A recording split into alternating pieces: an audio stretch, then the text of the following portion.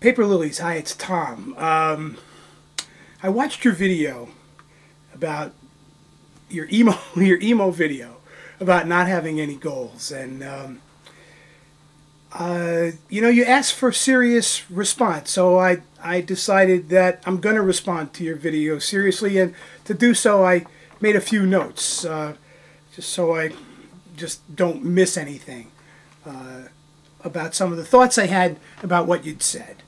The first of which was, you said, I'm basically in exactly the same situation now as I was a year ago, which I thought was a pretty startling statement for you to have made. And because, you may not think it's significant, but a year ago there were not 2,909 people who were interested enough in your creative endeavors to be subscribed to your videos and to really eagerly await the things that you produce routinely. So, that strikes me as a pretty different place than you were in a year ago. I just wanted to point that out, that, maybe you're missing some details about how you're not in exactly the same place as you were a year ago. Then you said, now it's been a year and a half and I'm still living at home and I'm really not doing anything. And then you sort of laughed in what looked to me to be kind of a mildly embarrassed way. I wondered if that wasn't a reflection of maybe you feeling a little guilty about still living at home and, maybe not getting on with your life. And I wondered if, maybe you should just think a little bit about that sense of, am I really feeling guilty about I'm not doing anything? And that made me think about the fact that you mentioned that you didn't tell your family that you were making videos for a long time, until you had to go to the V&A to see the painting, the portrait of you. And I wondered if that didn't maybe reflect a little bit of a sense of that what you're doing here is wasting time. Instead of doing the serious work of getting on with your life, that you always have to speak about those things in a deeper register and with more kind of, adult emotion. That you shouldn't be getting on with your life instead of wasting your time here. So think about that, and kind of, are you feeling guilty about the fact that you're still at home? And what do your parents think about you still being at home? You talk to them about what they think about you still being at home and what they think about what you're doing? Just a thought. Then you said something that I think was really quite important, which was that, a year and a half ago you had a plan, and the plan was really comforting to you, as all plans are. All of our lives we've been told that the way to make things happen is to plan them, and that plans go like this, right? The fantasy of plans go like this. They're a straight line, and they go from beginning to end, and they always go upward, progress, straight line like that. That's our notion of what plans are. Well, that's a fantasy, right? That's a dream world. And I wondered, if we aren't in a very, if plans ever worked like that, they certainly don't seem to work like that today. For example, do you think that Steve Chen and Chad Hurley had a plan 2 years ago to create YouTube the way it's become today? I don't think so. If you listen to them tell the story, it was serendipitous, and it was reacting to opportunity. I really think that we're in a world today of reacting to opportunity rather than being in the world of grand plans. You're not old enough to remember the two grand planning organizations of the 20th century, and those were the Soviet Union and the American corporation. These were the two bastions of the 5-year plan.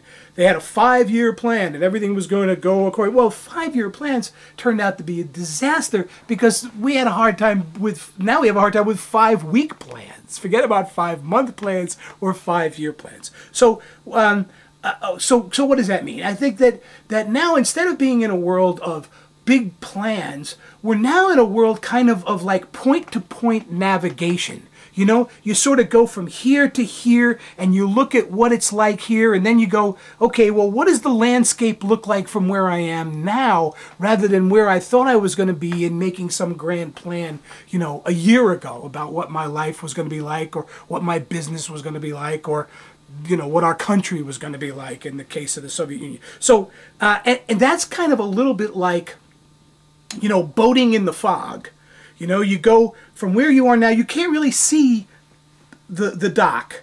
You know, you look and you kind of go, well, I can't see the dock. But but I hear there's a buoy out there and it's ringing, you know, it's pinging. I'm going to head for that.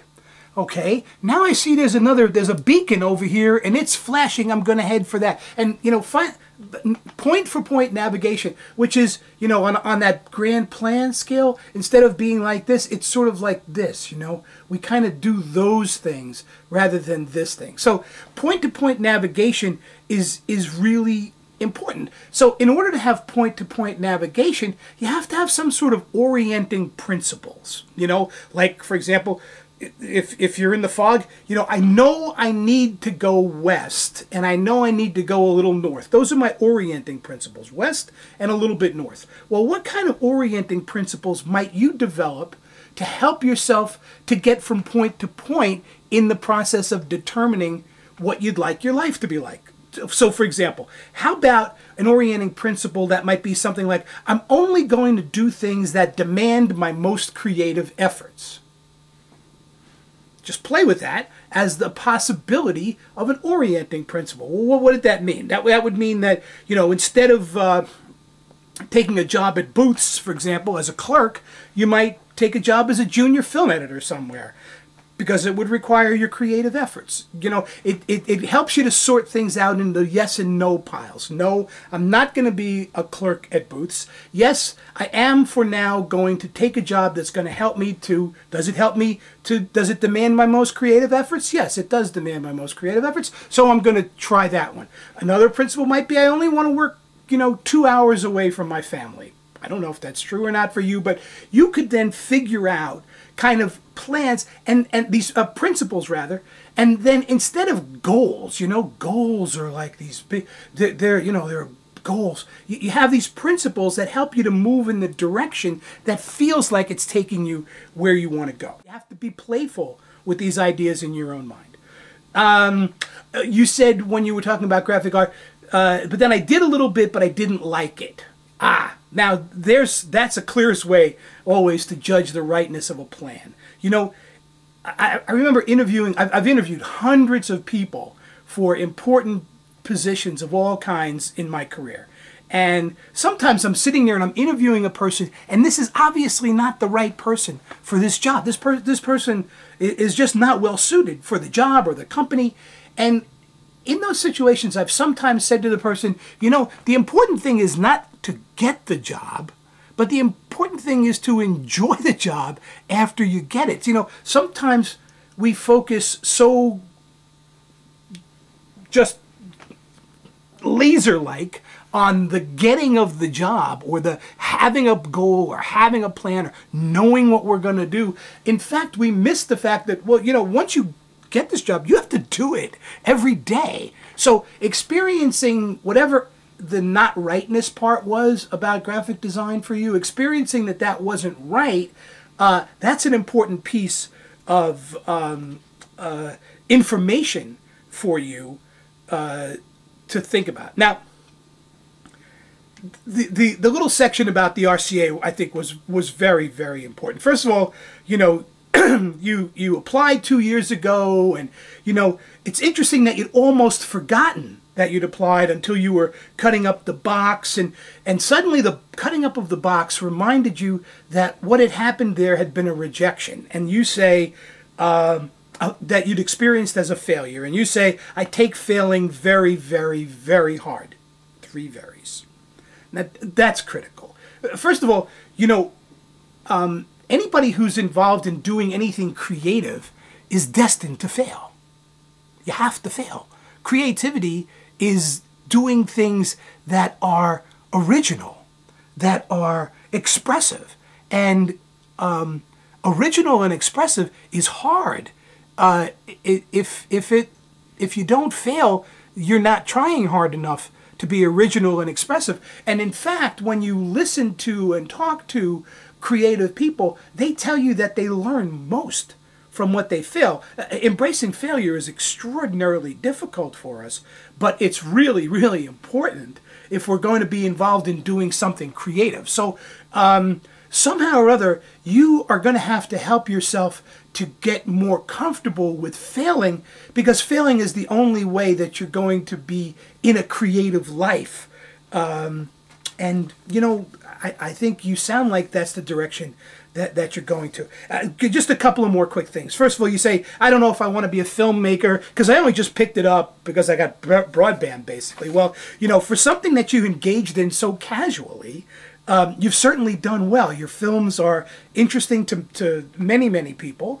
Excuse me. And I find that pretty encouraging, that you can just pick something up like this and trying it and have it be so important to so many people and so successful. So, you know, look, maybe you're the kind of person who learns best by doing things rather than by thinking about them. And, you know, not all of us are well designed to sit in a corner somewhere and think about goals and come up with a perfect plan and to do. Most of us have to try things and experience it in order to really get a sense of what to do. So our time's about up for today. So you know, I hope some of that is helpful for you, and I really respect you for putting out that thoughtful video about what you might want to do with your life, and I'm looking forward to hearing where that goes for you. So thanks a lot. Bye-bye.